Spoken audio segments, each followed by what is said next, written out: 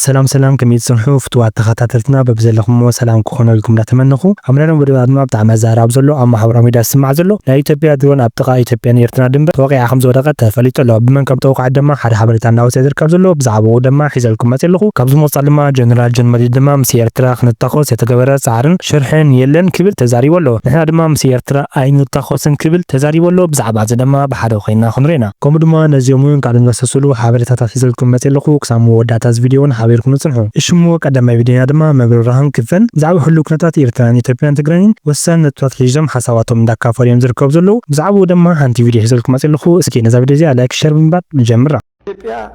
ልክ አምናይ ደርግ ቦታ ኮይኖም ይምዛረው ዘሎ ሕዚ ላውነት ኤርትራ ዘይቅበል ቃልሲን ወጣ ንፍትሒ ንልምዓት ንዲሞክራሲ ናይ ተጋሩ ዘይቅበል እዩ ዘንየቲ አበራት ኪሎ ዘንየው አበራት ኪሎ ዘሎ ስርዓት ስለዘልሕነኩም የለን ክንቅጥቅጥና ይዝብል ዘሎ ጽቡቅ ደርግ ዝገበሮ ክንገብርና ይዝብል ዘሎ ተዘረባ ማለት ምንም ፈላላ ይውልም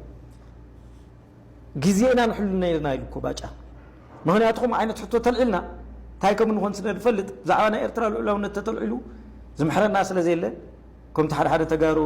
ደቂ ሓፍቶም አዲስ አበባ ነይሮም ዲዮ ዝበለ ሓደ ስለዝነበሩ ዝብሉ ዘለው እንተና አሰን ተኾነ ንኽልቲዮም ተዘይኮይኑ ግን ተጋሩ ክነጥፎም ኣለና ተጋሩ ምስጠፉ እንደገና ትዮም ቀጻል ጸገም ይውሉን ዝብሊቲ ፕሮጀክት ሶደር ግዝ ገበሩ ተኾይኖም ይቀጽሉ ሜዳን እንደሞ ይተንኩፍ እንደው ሄዱ ታኸምጽንሁም ፈልጥያ አሽምባንዶሎሚ ኢትዮጵያ አብጣዕሚ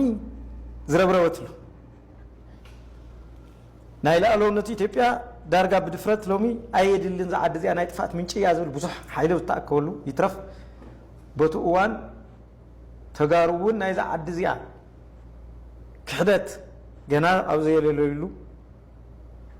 ትግራዋይ በኢትዮጵያውነቱ አብዘ ሓፈረሉ እዋን ኳስ ኣብ ኤርትራ ትርጉም ዘለዎ ለውጥ ከምፁ ኣይከኣሉን ስለዚህ እዚ መንገድ ዕዳን እዩ ኢለ ኣነ ዝወሰድ ደርጊ ንምዃን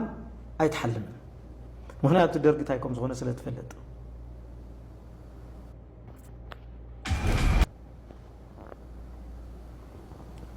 ደርጊ ንምዃን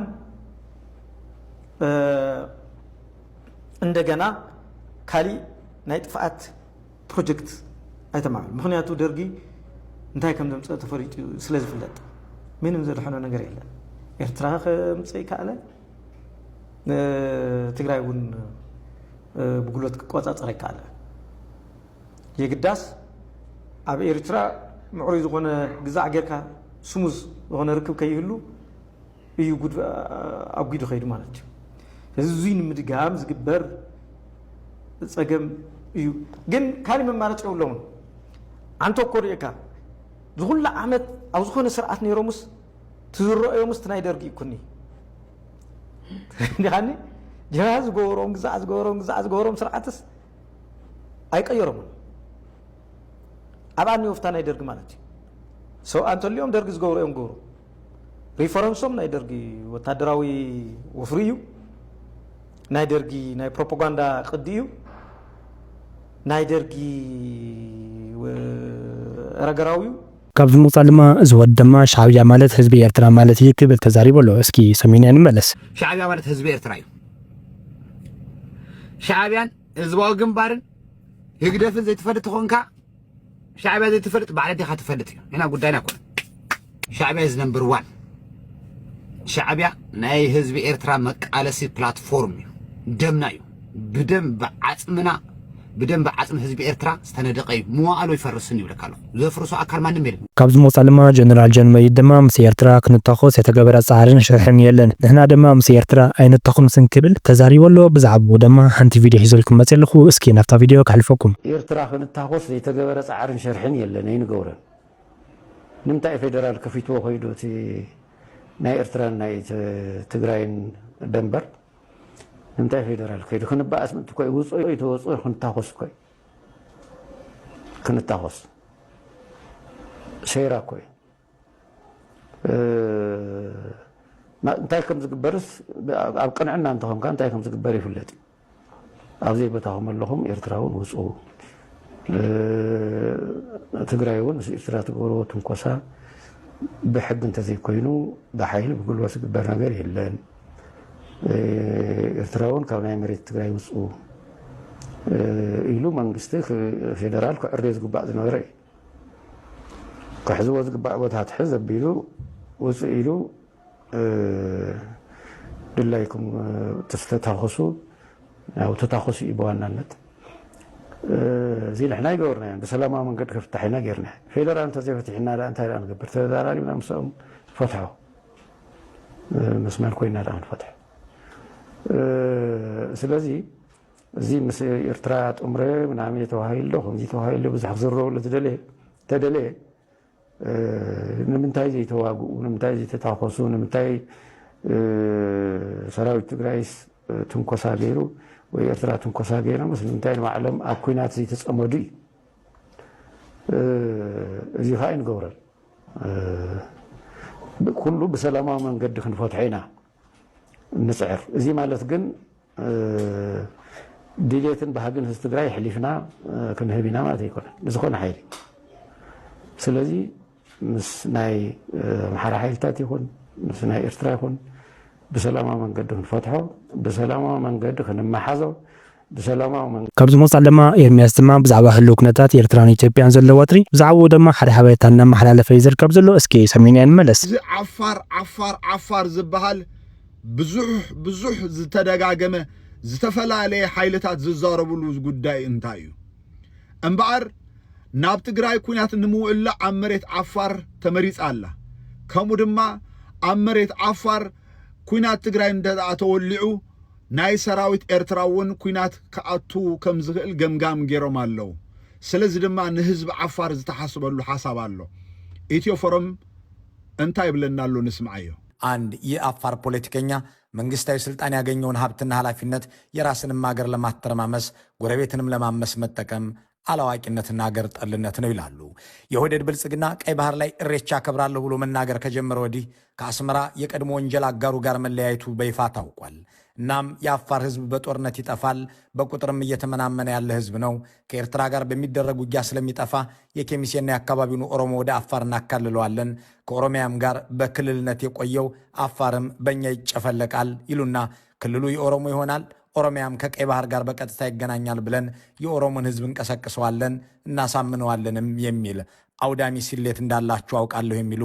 አንድ የቀድሞ የብልጽግና ሹም ይህንን በማስተባበር ሂደት ውስጥ የአፋር ልሂቃን እየተሳተፉ መሆኑ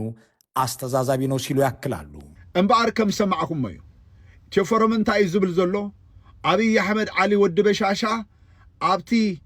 ናብ ዓሰብ ወደብ ምቁጽጻር ዝብል ኩናት ናይ ኢማራት አጀንዳ እንተደኣ ተዓዊቱ እታ ኩናት ክገብራ ዝደልያ ዝመረጻ ቦታ ዓፋር ከም ዝኾነት እዩ ዝዛረብ ዘሎ ህዝቢ ዓፋር ኣብዚ እዋን እዚ ኣብ ኢትዮጵያ እቲ ኣዝዩ ውሑድ ቁጽሪ ዘለዎ ህዝቢ እዩ በዚ ኩናት እዚ ድማ ኣዝዩ ከቢድ ዋጋ ክኸፍልን ክጸንትን ከም ዝኽእል ምናልባት እውን ካብዚ ሕጂ ዘለዎ ቁጽሪ ደረጃ ኣዝዩ ውሑድ ምስኮነ በቶም አብይ አሕመድ ዝመርሖም ናይ ኦሮሚያ ክልል ሰበስልጣናት እቲ መሬት ዓፋር ኣብ ትሕቲ ኦሮሚያ ግዛኣት ከኣቱ ተወለድቲ ኦሮሞ ኣብ ክልል ዓፋር ክሰፍሩ ብመንገዱ ድማ እቲ